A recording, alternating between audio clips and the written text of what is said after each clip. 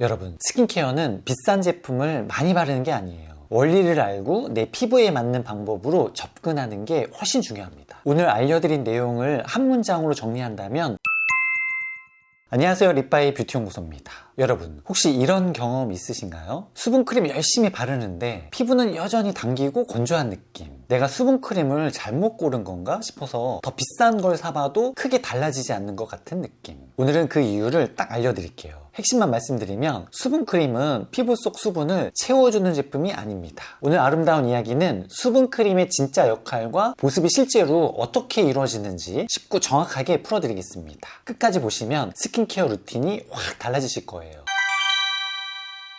립바이님, 저는 항상 수분크림을 바르면 피부에 수분을 넣어주는 거라고 생각했거든요. 그게 아닌가요? 네, 아마 대부분의 분들이 그렇게 알고 계실 거예요. 근데 사실 이건 이름 때문에 생긴 오해예요. 수분크림의 진짜 역할은 수분을 넣는 것이 아니라 피부 안에 이미 있는 수분이 밖으로 빠져나가지 못하게 막아주는 것입니다. 쉽게 비유하면 수분크림은 피부 위에 덮는 뚜껑 같은 거예요. 물이 없는 컵에 뚜껑을 덮는다고 물이 생기진 않잖아요. 피부도 마찬가지예요. 피부 안에 수분이 없는 상태에서 크림만 바른다고 수분이 만들어지진 않아요. 좀 더 전문적으로 말하면 피부 바깥층인 각질층에서 수분이 증발하는 현상을 경피 수분 손실이라고 부르는데요. 수분크림은 이 수분 손실의 속도를 늦춰주는 역할을 합니다. 수분을 공급하는 것이 아니라 보호하는 거죠.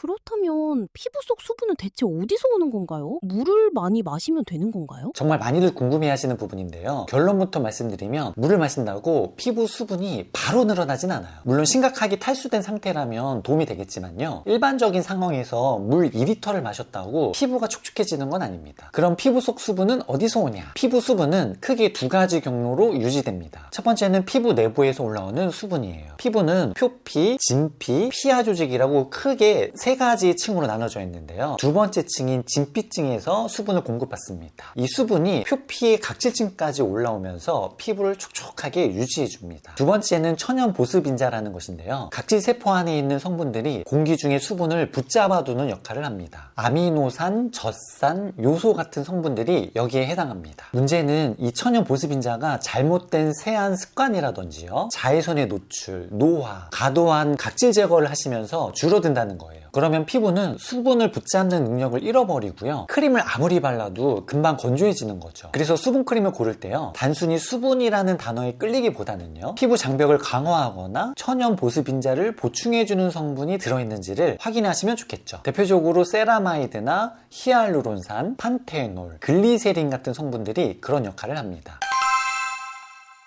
그럼 제가 지금까지 수분크림만 믿고 발랐던 게 잘못된 건가요? 루틴을 어떻게 바꿔야 할지 알려주세요. 잘못되었다기보다는요, 조금 더 정확하게 이해하고 쓰시면 훨씬 효과가 좋아진다는 거예요. 보습 루틴을 단계별로 설명드릴게요. 1단계는 수분 공급 단계인데요. 우리가 세안하고 나서 바로 토너나 에센스를 통해서 각질층의 수분 성분을 얹어주는 겁니다. 히알루론산이 들어가 있는 토너나 앰플이 이 역할을 합니다. 히알루론산은요, 자기 무게의 수천 배의 물을 끌어당기는 성분인데요. 이걸 먼저 발라서 각질층이 수분을 머금게 해주는 거죠. 2단계는 수분 잠금 단계인데요. 수분 크림을 발라서 이 수분이 날아가지 않게 막아주는 겁니다. 이게 수분 크림의 진짜 역할이에요. 크림에 있는 오일 성분이나 에모리언트 성분들이 피부 표면에 막을 형성해서 수분 증발을 막아줍니다. 3단계는 피부 장벽 강화인데요. 장기적으로는 세라마이드나 지방산 성분이 포함된 제품을 꾸준히 사용해서 피부 장벽 자체를 튼튼하게 만들어주는 게 중요합니다. 피부 장벽이 건강하면요, 수분을 스스로 잘 유지하게 되거든요. 그리고 세안 습관도 점검 한번 해보세요. 너무 뜨거운 물로 세안하시는 것도 좋지 않고요, 거품이 많이 나는 강한 알칼리성 클렌저는요, 천연 보습인자를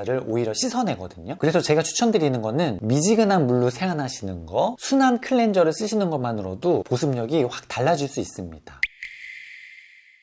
오늘 정말 몰랐던 사실을 많이 알게 된 것 같아요. 마지막으로 지금 이 영상을 보고 계신 구독자분들께 한마디 부탁드려도 될까요? 여러분, 스킨케어는 비싼 제품을 많이 바르는 게 아니에요. 원리를 알고 내 피부에 맞는 방법으로 접근하는 게 훨씬 중요합니다. 오늘 알려드린 내용을 한 문장으로 정리한다면, 수분크림은 수분을 채우는 제품이 아니라 지키는 제품이다. 이것만 기억하셔도 스킨케어 선택이 완전히 달라지실 거예요.